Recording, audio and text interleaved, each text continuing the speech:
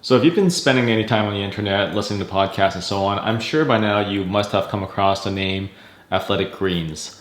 Whether it's influencers like Tim Ferriss, Andrew Huberman, Joe Rogan, all of them talk about Athletic Greens as if it's like the next coming of, super health foods or whatever. Like your life can be changed by this stuff. In this video, I want to talk about my experience of using Athletic Greens. I've taken it for over 6 months now, and my body's gotten used to it, and I really want to share my experience with it, and perhaps it can help you make an informed decision, because after all, this stuff's not cheap. It's like 99 bucks a month. And so I really want to give an honest review of my perspective of using this. So it's an honest review that has not been sponsored, and I paid out of pocket for 6 months of using this. So without further ado, let's get started. And in terms of my initial expectations of this product, I was actually hoping for it to increase my energy levels and take me to new heights, whether it's through sports or my day-to-day or just digestion, getting rid of bloating, any of these kind of stuff that is gut related. I was hoping it could fix my gut, right? Because that seems to be the promise. And so after listening to all these podcasts, of course, I had a coupon code in mind. I think for this one, I put in Andrew Huberman's or Joe Rogan's, I forgot. And what I got is the following. So here is a 30-day supply. Pretty much it's like 30 scoops. Along with that, 5 travel packs. So this is an independently packaged, and you can take it anywhere, right? And these ones you do not have to keep refrigerated. The big ones, you do. After you open it, it says you gotta keep it refrigerated. Along with the package, what else came with it was a shaker bottle. So it's just regular bottle and a lid, right? And the make of it is actually pretty solid. It's made out of solid plastic, but if I tip it, it's very tippable because the lid is actually quite heavy relative to the rest of the bottle. So that's one thing that I kind of don't like about it. And in terms of putting it, like I generally just put it down this way because it's just harder to tip over, I guess. And one of the good things about this bottle is it does give you the milliliters and the ounces, like the measurements and so on. For the most part, I just eyeball it, right? So just one scoop, put whatever amount of water in, shake it, and then drink it. What else was included in the intro package was also the vitamin D3 and K2. Pretty much there's like 600 servings in here, so 600 drops. And from my recollection, it's especially important to have D3 mixed with some kind of omega-3 oil so that your body absorbs it better. So this is definitely good, especially because I live in the Pacific Northwest and we don't get a lot of sun. So this carried me through the winter. Finally, what is included is this big metal can. Now in this metal can, it's pretty much, well, a metal can. You can screw it open. And inside you have a pretty solid spoon. It's ringing, it seems metallic, and it scoops. Now in terms of consistency, this is how I used it for 6 months. I basically skipped only perhaps 5 mornings, and I've been pretty religious in taking this every day. And sometimes I won't use this. I would actually just use a regular shaker bottle, and I'll sometimes add a scoop of whey protein in it, and then add some creatine, and then add a scoop of Athletic Greens. Sometimes I'm busy and I'm on a run, and I just use that to fix my quick breakfast. In the winter months, I'd add 4 or 5 drops of the D3 and K2, and the reason for that is because, well, sometimes your body just needs to absorb more. Just making sure it's kept under the safe limits. Along with other supplements I take with this, I'd add some omega-3 oils, I'd add some coenzyme Q10, and I'd add some magnesium. And that's my typical usage. Now, did I notice any changes within my body during this time? And to be honest, no, not really. I never had any indigestion problems. I occasionally feel bloated, but for the most part, I did not feel that this changed my body very much. And the role of Athletic Greens within these 6 months essentially became one of those things where I just drink it and know that I've got my bases covered in terms of nutrition. So in other words, in terms of its benefits, I started perceiving it as sort of a one-stop shop for all my basic nutritional needs. However, I think a lot of this can also be achieved through regular, just healthy eating and eating home-cooked meals, not going out to eat and so on. And that's kind of what my family does for the most part. And so, for example, we're a Chinese household, and it's very interesting that living in the West, a lot of things that I see on that is like superfoods or super healthy stuff like lion's mane or goji berries and so on. That's stuff that we actually have in the pantry at our home because my wife would make a Chinese soup. So I'm just gonna go grab the stuff right now. I pulled out some random stuff. I have no idea what they are, but this is stuff that my wife makes soup with, right? Here is, I don't know, it looks like a stick or something. I've seen this in Chinese soup before, right? So, and then we have this, right, which is basically a whole tub of goji berries, which is, really good for the eyes. I believe this is some kind of herb for, maybe it's dried long ends that are shriveled and you gotta put them in the water and it'll expand again. I have no idea what this is. And I also have no idea what this is. This is also some kind of Chinese herb. I think it's a date or something. Right?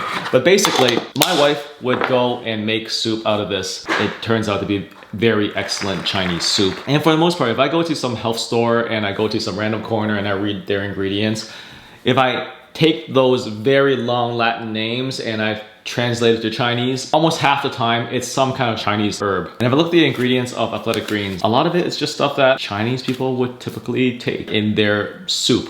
So in other words, for me, it's not a big deal because we have this on a day-to-day basis and I see it being made and I see the dried goods in my pantry and I don't think I need to pay 99 bucks a month for a scoop of this on a daily basis. This is kind of turning into a rant about how awesome my wife is. But essentially in the Chinese soup, it would include incredible ingredients such as lion's mane, deer antlers, goji berries, ginseng, cordyceps, reishi mushrooms, lotus seeds, red dates, astragalus, dried long ends. All of these dried foods are kind of like the bread and butter of Chinese soups that you have in the household. So in terms of the expectations, I was really hoping this to take me to new Goku levels of power, but it obviously did not achieve that.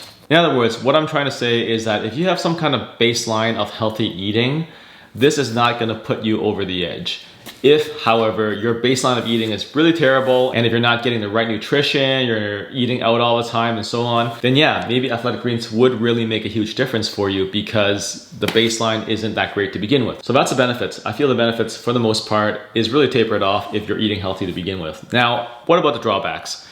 For the drawbacks, I really don't think there is a lot of drawback. If you look at the nutrition profile on the back, it does check a lot of the boxes and it ensures that you get your daily nutrition that you need.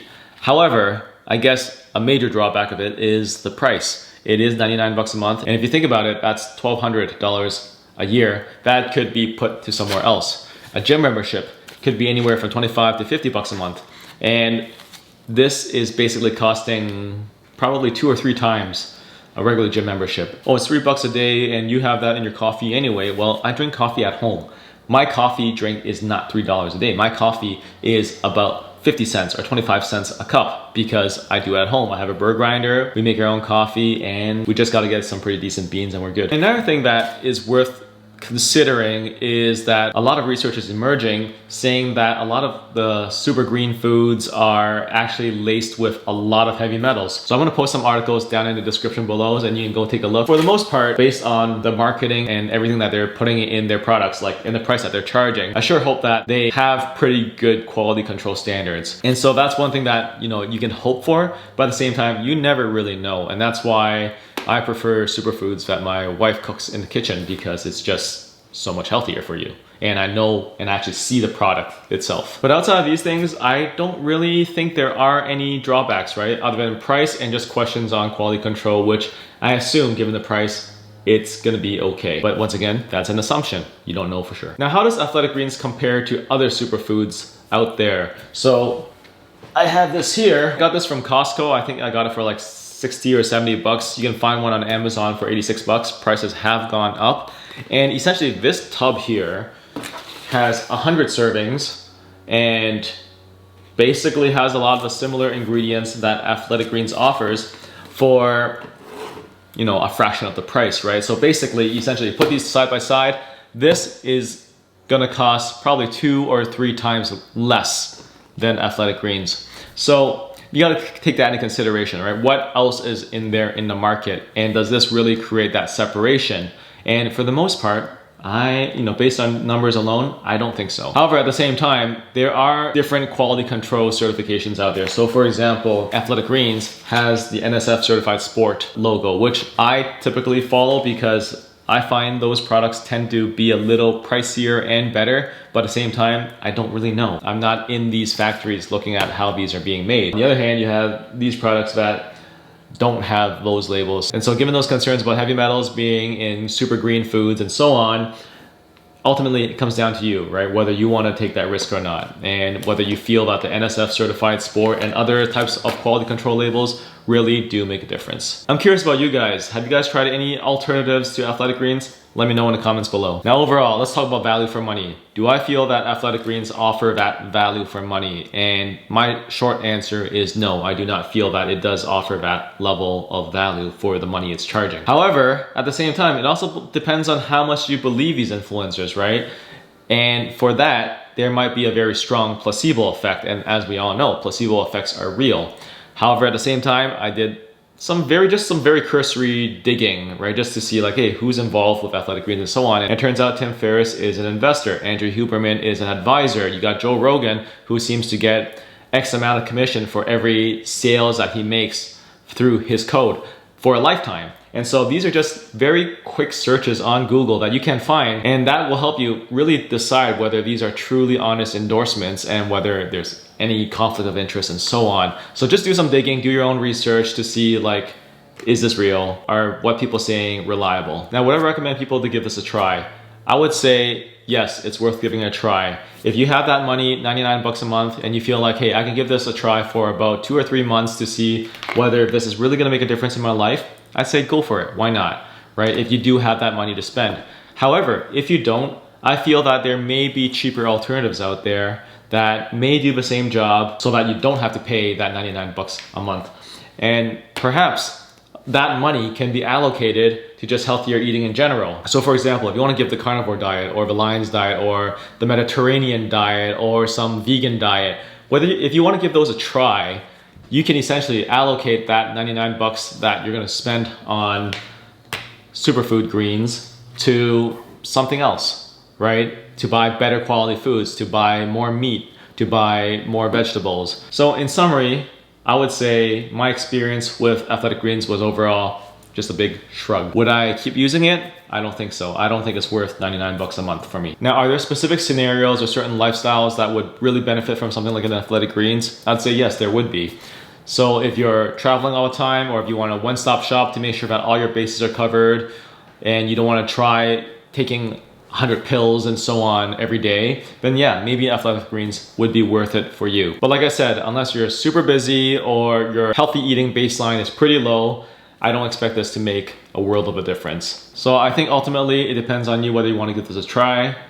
But for me, this is the end of my relationship with athletic greens. I'm curious for those who've also given athletic greens a try. What was your experience of it? Let me know in the comments below.